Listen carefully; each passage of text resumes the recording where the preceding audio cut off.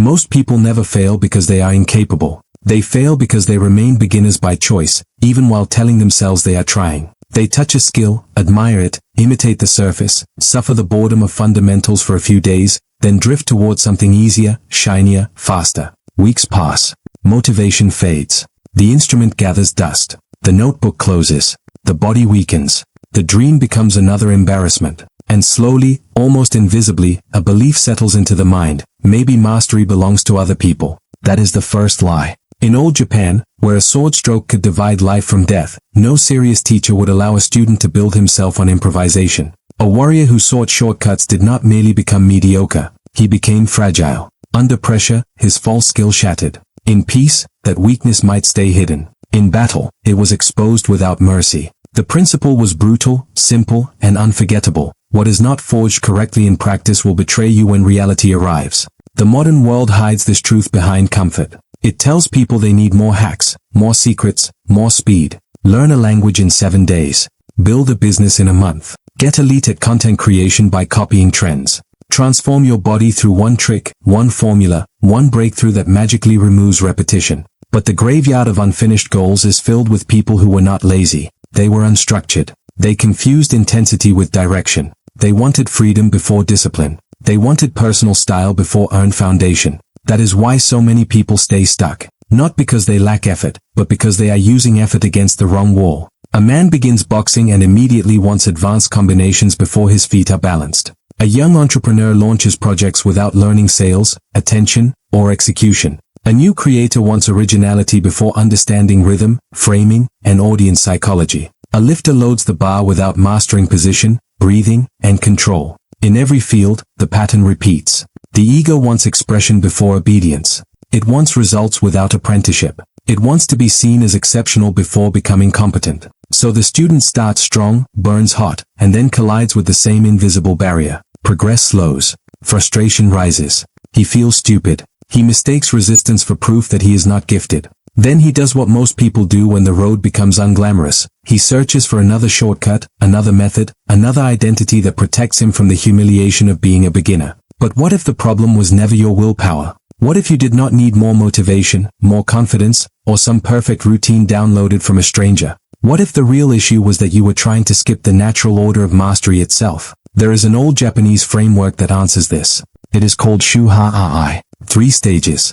Ruthless in application. Transformative when understood. Shu means obey, protect, or follow. In this stage, the student copies exactly. He does not chase originality. He does not modify the form because modification feels exciting. He submits himself to fundamentals. He repeats what the master teaches, not because he lacks intelligence, but because discipline comes before deviation. The vessel must be built before it can hold anything powerful. Ha means break. Here, the student begins to understand why the rules exist. He explores, tests, bends, and adapts. He is no longer a machine of imitation. He has absorbed enough structure to question it intelligently. He experiments without betraying the principles underneath. I means leave, transcend, or separate. This is the stage of mastery. Form is no longer a cage. The student has internalized the fundamentals so completely that freedom becomes natural. He creates, responds, and moves with an authority that looks effortless from the outside, though it was paid for with years of invisible obedience.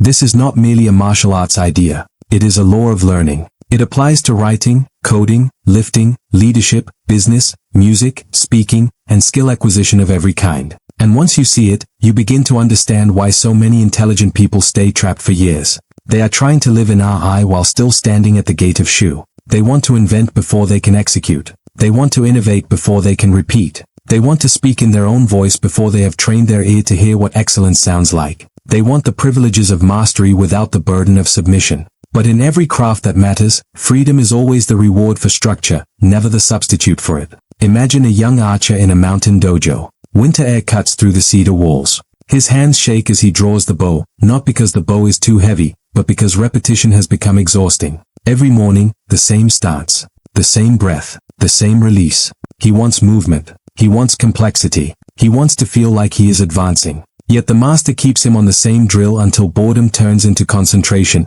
and concentration turns into instinct. Only then does the lesson enter the body. That is what modern learners hate most, the insult of simplicity. They assume that because something looks basic, it has already been conquered. But basics are not easy. Basics are merely unforgiving. They reveal how unstable your attention is, how impatient your ego is, and how badly you want to escape the slow construction of competence. So if you have started and stopped, if you have wondered why effort never seems to become momentum, if you have felt the shame of returning again and again to square one, this message is for you. You are not broken. You are likely violating the sequence. And the moment you stop fighting that sequence, learning changes. The skill stops feeling random. Progress stops depending on mood. What once felt like chaos begins to take the shape of a path. Shu Ha Ri. First follow, then break, then transcend. Shu is the stage almost nobody respects, because it bruises the ego before it rewards the effort. It is the season of imitation, correction, repetition, and restraint. And to the modern mind, raised on self-expression and instant feedback, it feels almost offensive. Why should a smart person copy? Why should ambition bow to process? Why should creativity wait? Because without structure, creativity becomes noise. In the old schools of calligraphy, swordsmanship, tea ceremony, and theater, the beginner did not arrive to express himself. He arrived to disappear into the form. He watched the teacher's movement. He mirrored the posture. He copied the sequence. He practiced the exact angle, exact rhythm, exact standard, again and again, until his personal preference stopped interfering with the lesson. This was not mindless obedience. It was the fastest path to building correct patterns in the nervous system. Every skill begins as a foreign language inside the body. Your hands are clumsy. Your timing is late. Your perception is poor. You do not know what matters, so you overvalue what looks impressive and ignore what is essential. In Shu, you borrow the eyes of someone more advanced. You trust the form before you fully understand it. You let proven structure save you from your own premature opinions. This is where most people sabotage themselves. They practice inconsistently. They change methods every week. They confuse consuming information with training. They want enough novelty to stay entertained, but mastery does not care about entertainment. Mastery asks whether you can repeat what is necessary long after it stops feeling exciting. Think of the gym. The beginner who makes the fastest progress is rarely the one doing exotic exercises from 10 different influences. It is the one who learns how to hinge, squat, brace, row, press, recover, and train with discipline. The movements look basic, but basics compound. The same is true in business. A founder who learns to communicate clearly, solve a real problem, follow up relentlessly, and understand distribution will outrun the dreamer chasing clever ideas without operational skill. The same is true in content creation. Before style comes structure, hook, pacing, tension, clarity, emotion, payoff. Ignore these, and originality becomes self-indulgence. Shu feels slow because it hides its rewards at first. Improvement is microscopic. Your pride receives more correction than applause. But beneath the surface, something extraordinary is happening. Repetition is myelinating pathways. Focus is deepening. Error detection is sharpening. What felt unnatural begins to settle into the body. This is why great coaches obsess over fundamentals. They know that pressure does not create character or skill from nothing. Pressure reveals what has already been trained. Neuroscience supports what tradition discovered long ago. Deliberate repetition strengthens neural circuits. Consistent practice reduces cognitive load. Patterns that once demanded full concentration become automatic, freeing attention for higher-level decisions.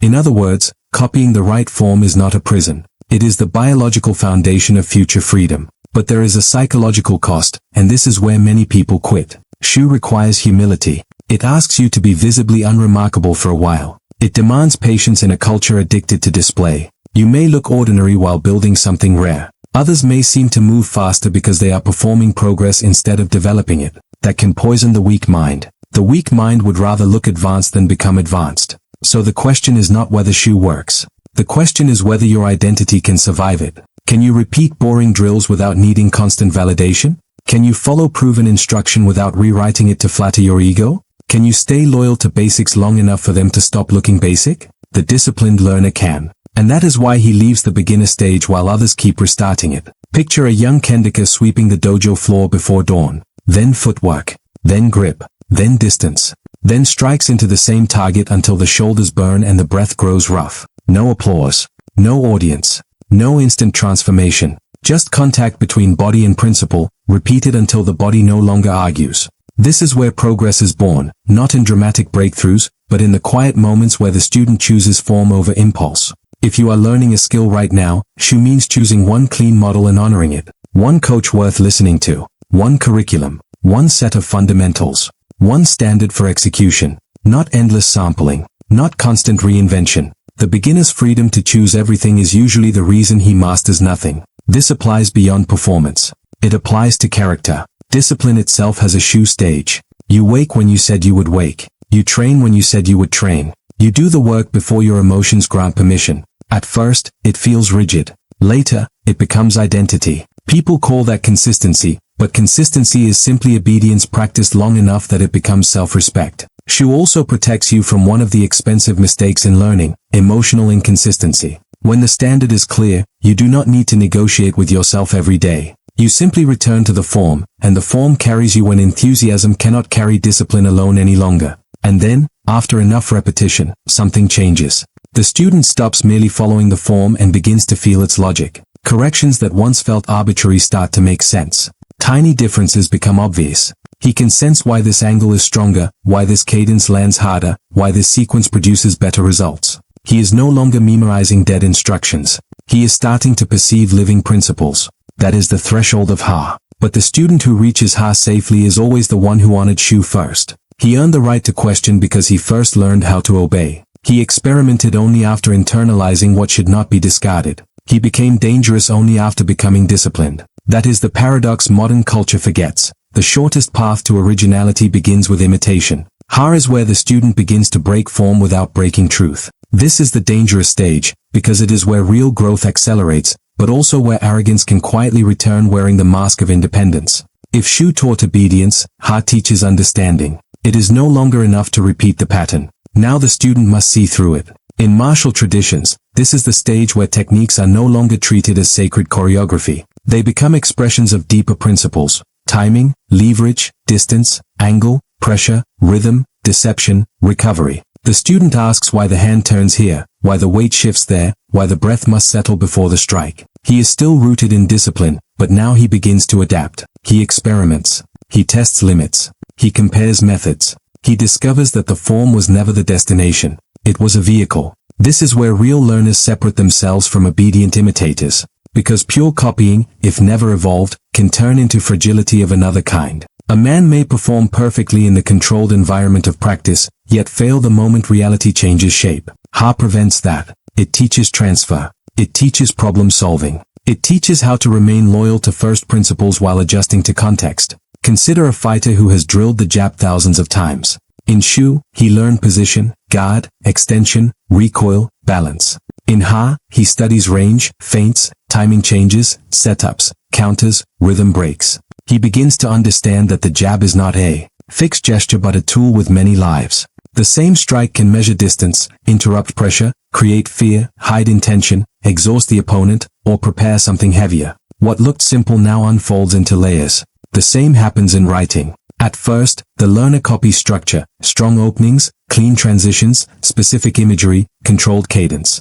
Later, he begins to manipulate those tools. He changes pacing. He stretches silence. He withholds information. He learns when to be direct and when to imply. He stops decorating sentences and starts engineering emotional movement. What once felt mechanical becomes strategic. In business, Ha is where someone stops parroting advice and starts understanding markets, incentives, positioning, and human behavior. In lifting, it is where the athlete learns how to adjust volume, recover intelligently, and tailor training to his structure instead of blindly copying routines. In content creation, it is where the creator stops mimicking surface aesthetics and starts understanding retention, audience desire, narrative tension, and platform psychology. This is the stage where flexibility appears, but only because structure was built first. Modern people often enter this phase too early. They abandon the fundamentals the moment they become competent enough to feel confident. They mistake familiarity for mastery. Then experimentation becomes dilution. Their technique gets messy.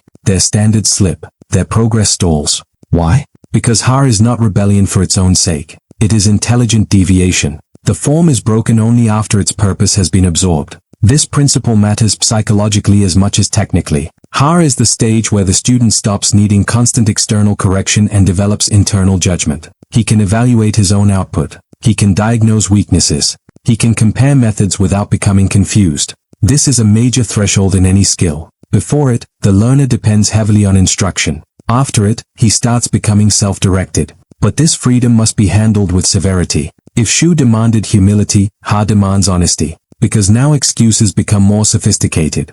The ego says, I am adapting, when in truth it is becoming sloppy. It says, I am finding my own path, when in truth it is avoiding the discomfort of disciplined refinement. It says, rules do not apply to me, when in truth it never truly mastered the rules at all. The serious student fights this temptation by returning constantly to fundamentals. He tests innovation against reality. He measures results, not feelings. He does not confuse novelty with progress. He understands that experimentation is valuable only when anchored to principles strong enough to survive contact with the real world. There is also a deeper emotional shift in Ha. The learner begins to enjoy difficulty differently. In Shu, difficulty felt like resistance. In Ha, it begins to feel like information. Mistakes become diagnostic. Failure becomes data. The student no longer takes every setback as an assault on identity. He starts seeing struggle the way a craftsman sees rough material, not as an insult, but as the medium through which refinement happens. This is why Ha can produce explosive growth. Once the basics are internalized, feedback loops tighten. Patterns emerge faster. Insights connect across domains. A disciplined fighter becomes a better entrepreneur because he understands repetition, pressure, recovery, and adaptation. A writer becomes a better leader because he understands clarity, sequencing, and persuasion. A lifter becomes a better creator because he respects process over mood. Deep learning starts to transfer. Ha is also where comparison becomes less useful and observation becomes sacred. The student stops obsessing over who appears ahead and begins studying what actually works. He notices patterns across masters, across disciplines, across failures. He sees that principles travel even when techniques change clothes. This is the stage where a boxer learns from dancers, a writer learns from filmmakers, a founder learns from generals. Not by stealing surfaces, but by recognizing rhythm, timing, economy, and pressure in every arena. Ha widens the mind without weakening the standard. It teaches range without chaos, adaptation without cowardice, and confidence without the delusion that fundamentals can never be abandoned. And then, after enough years, there comes a moment that cannot be forced. The student no longer looks like a student. He still respects the lineage. He still honors the basics. But his movement has changed. His decisions are fluid. He is no longer consciously assembling himself in real time. The principles live inside him. When pressure appears, he does not search for the right technique. He responds. This is the entrance to AI, not performance, not imitation, not controlled experimentation, embodied mastery. AI is what people admire without understanding. It is the effortless strike, the clear sentence, the calm decision under pressure, the creator whose work feels unmistakably his own. From the outside, AI looks like talent. It looks like instinct. It looks like a gift. But what people call natural is often just structure that has disappeared into the nervous system. At this stage, the master is no longer trapped inside technique because technique has become part of him. He does not think about each separate instruction. He sees the whole. He moves freely because the fundamentals are now reflexive. He can innovate without becoming reckless. He can simplify without becoming shallow. He can create under pressure because repetition has fused discipline and perception into one act. In the old image of the swordsman, this is the moment when the blade is no longer merely held. It becomes an extension of intention. Distance is read without conscious calculation. Timing is felt before it is named. The body is relaxed, but nothing about it is soft. This is not magic. It is what happens when years of following and intelligent breaking become internal law. And this is where the final lesson of Shu Ha Ri becomes brutally relevant to modern life. Most people want AI because AI looks free. They want the confidence of mastery, the speed of intuition, the power of originality, the authority of someone who cannot easily be shaken.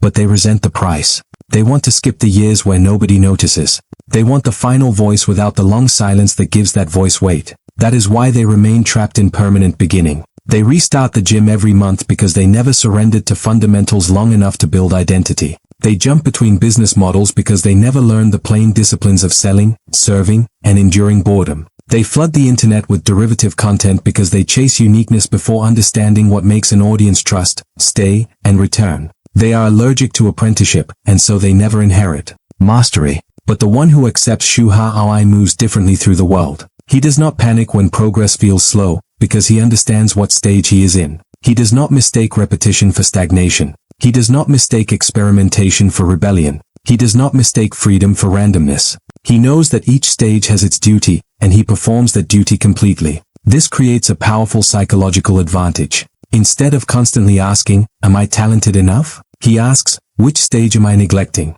Instead of doubting himself every time growth becomes uncomfortable, he returns to the structure. The framework replaces emotional chaos with order. And order is what allows confidence to become stable instead of fragile. Imagine two men entering the same field. One wants to be impressive immediately. The other wants to become formidable eventually. The first samples endlessly, protects his ego, and chases visible wins. The second studies the fundamentals, welcomes correction, and tolerates long periods of anonymity. Months later, the first looks more exciting. Years later, the second cannot be ignored. This is true in careers. The person who masters communication, reliability, focus, and depth will eventually outrun the one surviving on charisma and improvisation. It is true in the gym. The body built on patient, principled training survives beyond motivation. It is true in relationships. Character forged through discipline creates trust that performance never can. It is true in content, craft, leadership, and every serious pursuit. So if you want to learn any skill faster, the answer is not to move frantically.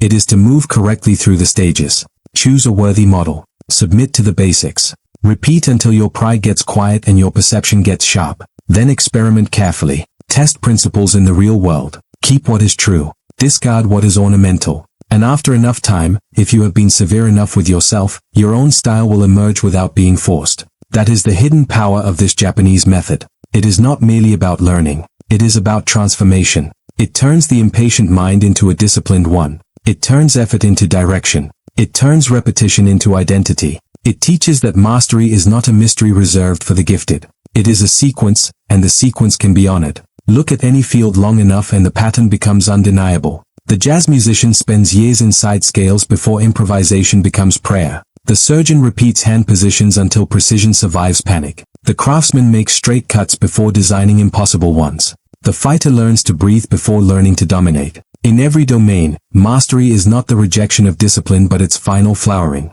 Eye is not chaos blessed by talent. It is order absorbed so deeply that expression becomes clean, fast, and alive. When a person reaches this stage, he does not become less disciplined. He becomes discipline made graceful. What once felt like effort becomes bearing. What once felt like restraint becomes taste. What once felt like repetition becomes instinct. And because he has paid the full price, he can now move with something the impatient never gain, calm authority. Not loud confidence. Not performance.